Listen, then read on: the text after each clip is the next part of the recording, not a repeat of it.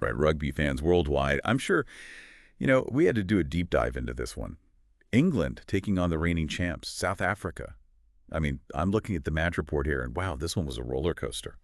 Close score. Yeah. Tons of action, back and forth, even a yellow card. Twickenham must have been absolutely buzzing. Oh, yeah. Twickenham was electric. Over 81,000 fans there for this one. But you're right. This wasn't just any match. No. This was a rematch of the 2023 World Cup semifinal where South Africa barely beat out England. Right. So there was a lot of pressure on both sides. Yeah, especially for England. Yeah. They've had a bit of a rough patch recently, haven't they? And facing the Springboks, well, they're known for handling pressure and just winning. It adds another layer to the whole thing. For sure. And the match did not disappoint. It started with a bang. 5 tries in the first 26 minutes. 5. 3 for South Africa and 2 for England. England scored first, though. Ollie Sladeholm in the 4th minute. You could feel the energy in the stadium shift. Oh, I bet. Yeah. But then South Africa just came right back at them. Grant Williams almost immediately after, and then Peter Steptutoid after Marcus Smith made a mistake. Yeah. And then Cheslin Colby. Yeah. I mean, the man is magic, finishing off a crossfield kick for another try. Colby Cole's just phenomenal. Yeah. But here's where things get really interesting. England fought back with a try from Sam Underhill, and the first half ended with South Africa ahead 19-17. Barely. Barely. But what I find so fascinating is that both teams had tries disallowed in the second half. First Arendse for South Africa because of a forward pass, and then Slade for England because of a Toje's neck roll. Hold on, can you explain the neck roll thing for people like me who may not be as familiar with all the rules? I know it's a penalty, but why is it such a big deal? Right, so a neck roll is when a tackler grabs the ball carrier around the neck and then rolls them over in a way that could really hurt their neck. Ouch. Yeah, it's super dangerous and a penalty every time. Makes sense. In this case, Itoje's neck roll happened earlier in the play, which is why Slade's try was disallowed. So even though Slade didn't actually do anything wrong himself, the try was taken away because of what Itoje did earlier. Exactly. That's rough. It is, but it shows how important those TMO reviews are. Yeah. It's all about those small margins, especially against a team like South Africa. Absolutely. And it really shows in this match, Smith put England ahead 20-19 with a penalty kick early in the second half.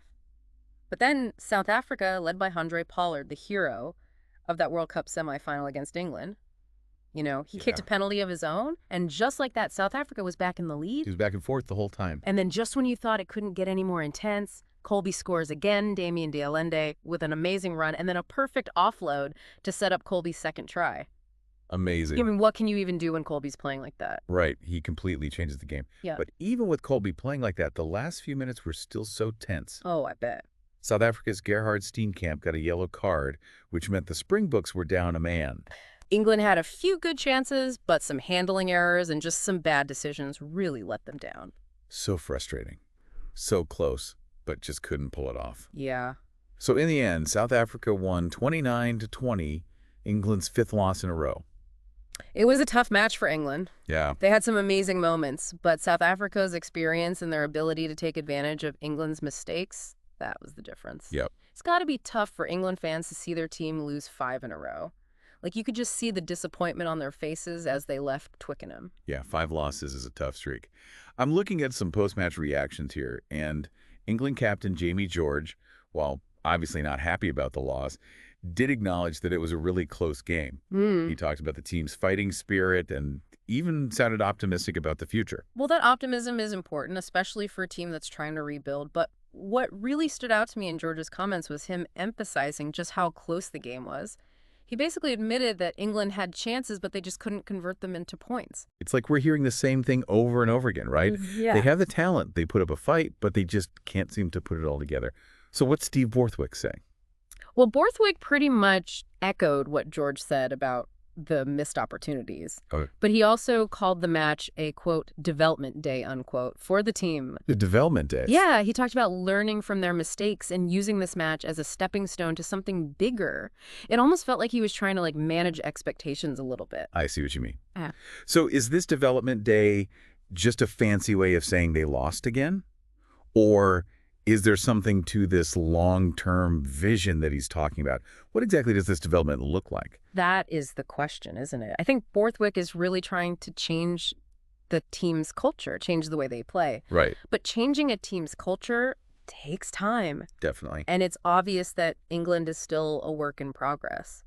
So on the other side, Rassie Erasmus, South Africa's head coach, Yeah. he was pretty happy with the win, especially since it was at Twickenham, a place where the Springboks haven't always had it easy. Yeah, Erasmus was talking about how his team handled the pressure, how they didn't crack under pressure in those crucial moments. Right. That experience, that ability to finish games, that's something South Africa has in spades. Yeah. And it's something England is still trying to figure out. You know what it reminds me of? It's like when you've played a sport for years and you just instinctively know what to do in a tight spot. Exactly. That's what South Africa brings to the table. Yeah, they have that composure that comes from experience.